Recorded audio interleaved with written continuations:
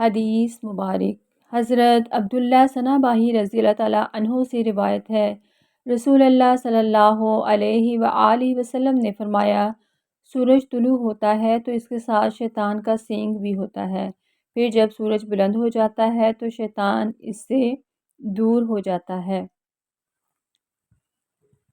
پھر جب سورج سر پر آ جاتا ہے تو شیطان اس کے ساتھ مل جاتا ہے، اور جب سورج ڈھل جاتا ہے تو شیطان اس سے الگ ہو جاتا ہے، پھر جب سورج غروب ہونے کے قریب ہوتا ہے تو شیطان پھر اس سے آ ملتا ہے، اور جب غروب ہو جاتا ہے تو شیطان اس سے دور ہو جاتا ہے، اور رسول اللہ صلی اللہ علیہ وآلہ وسلم نے ان اوقات میں نماز پڑھنے سے روکا ہے۔ سنن نسائی 560۔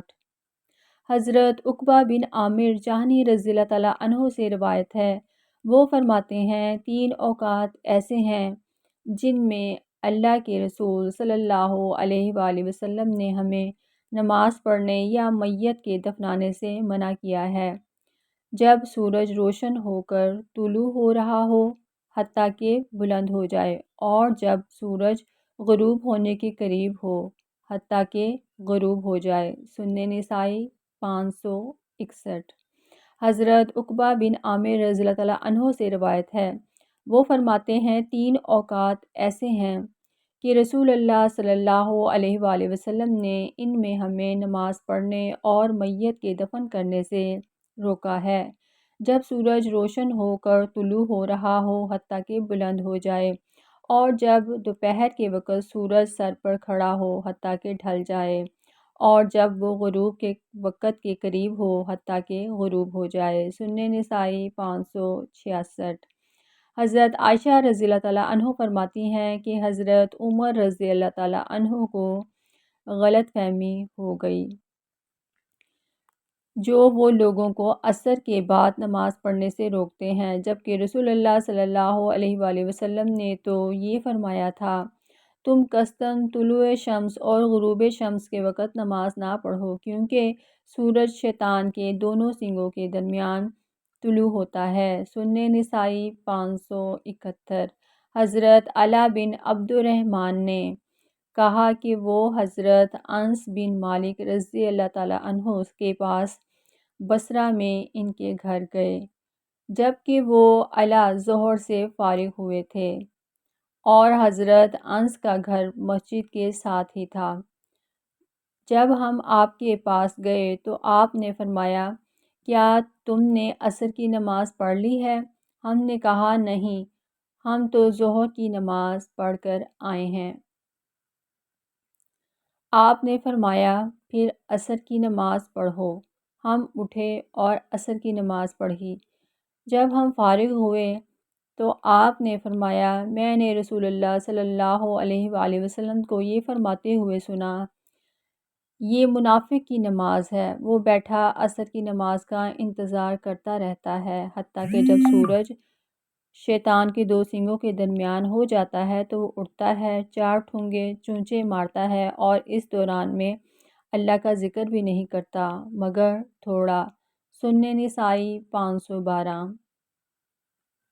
حضرت ابو سعید خدری رضی اللہ تعالیٰ عنہ سے روایت ہے، وہ فرماتے ہیں، میں نے رسول اللہ صلی اللہ علیہ وآلہ وسلم کو فرماتے ہوئے سنا، فجر کی نماز کے بعد کوئی نماز نہیں حتیٰ کہ سورج صاف طلوع ہو جائے،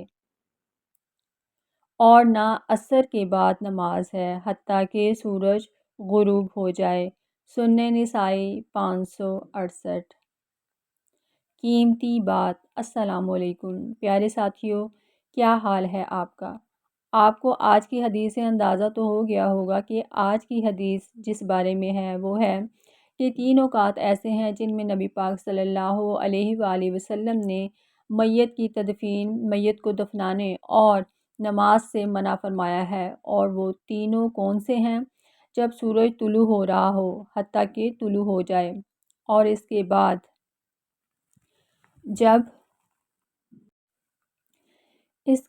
جب سورج سر پر کھڑا ہو اور حتیٰ کہ ڈھل جائے، اور تیسرا وقت جب سورج غروب ہونے والا ہو، حتیٰ کہ غروب ہو جائے۔ ان اوقات میں میت کو دفنانا اور نماز ادا کرنا مکروہ ہے۔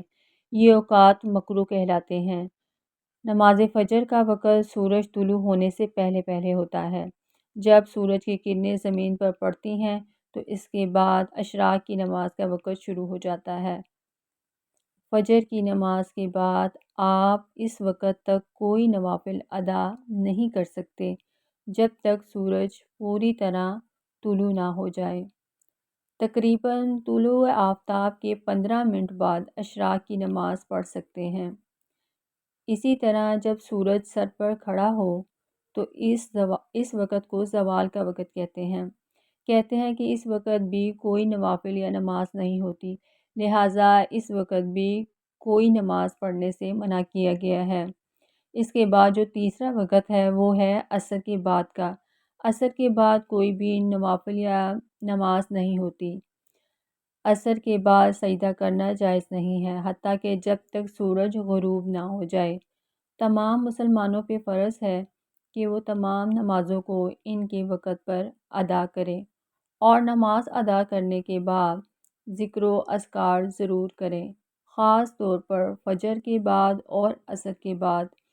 اس وقت میں دعائیں بہت زیادہ قبول ہوتی ہیں، اور عصر کی نماز کے بعد کثرت سے درود شریف اور استغفار پڑھنا چاہیے۔ عبادت کا مزہ تبھی آتا ہے جب نماز کو ان کے وقت پر ادا کیا جائے اور اس کے بعد ذکر و اذکار کیا جائے۔